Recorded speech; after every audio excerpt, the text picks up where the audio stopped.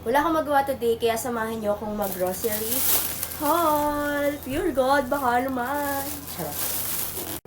By the way guys, hindi ko na sinama yung mga pangkusina na nabili namin. Kasi medyo madami, tsaka malalaki siya. Kaya itong mga kineme na lang yung pinakita ko sa inyo.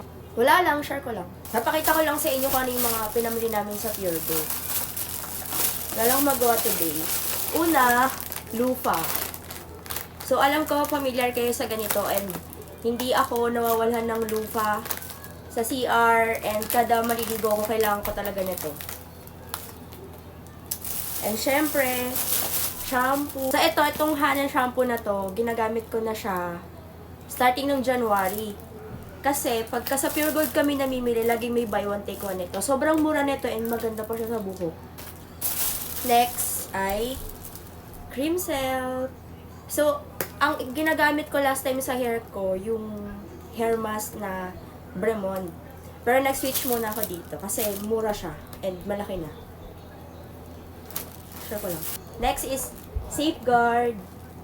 So, malakihan na yung kinukuha namin Safeguard kasi, ewan ko, kinakain ata nila yung sabon dito eh. And next naman is yung Colgate. Yan, buy one take one na rin to. Ah, tama ba? Buy one take one. I mean, dalawa na yung naman niya sa loob. Hindi mo kinaya. And susunod is, magugulat kayo dito. Sabi ko dalawa lang. Te, binili na namin lahat. Colgate, baka naman. And next ay, mukha talaga kaming shampoo dito. Head and Shoulder. Para to kay Kevin kasi gusto daw niya na may separate siyang shampoo. Ibang arte. Kala mo kinaganda eh. And then, sunod is, ano ba to? Para saan ba to? Sa kilikili ba to? Deodorant. O, deodorant. Ngayon lang ako nakita ng ganitong deodorant. I mean, ngayon ko lang siya nakita. Gusto lang niya matry ng bagong deodorant. Mema lang siya, ganun.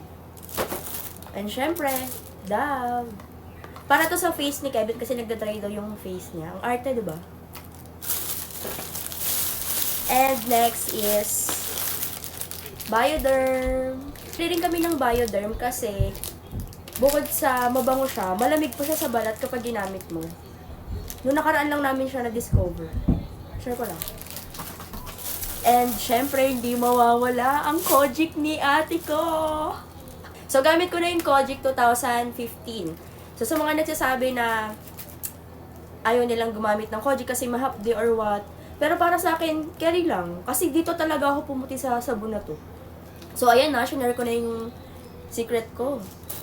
Baka sabihin nyo, nagpapagluta ako. No, hindi tayo magpapagluta. Wala tayong panggluta, sis.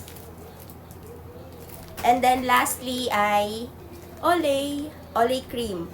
So, ito, ginagamit ko na siya 2018 pa. Nung sinare siya sa akin ng friend ko na si April, nung naka-work ko siya sa PLDT dati. Nirecommend niya sa akin to dati. And nakita ko naman na effective sa kanya kasi maputi rin yun si bakla. So, ayun, loyal ako dito sa Olay Cream na to. Bukod pa sa Sugar Dolls na ginagamit ko sis na na sunscreen So, ito yung pang daily use ko talaga since palagi lang naman ako nasa bahay. Yun lang.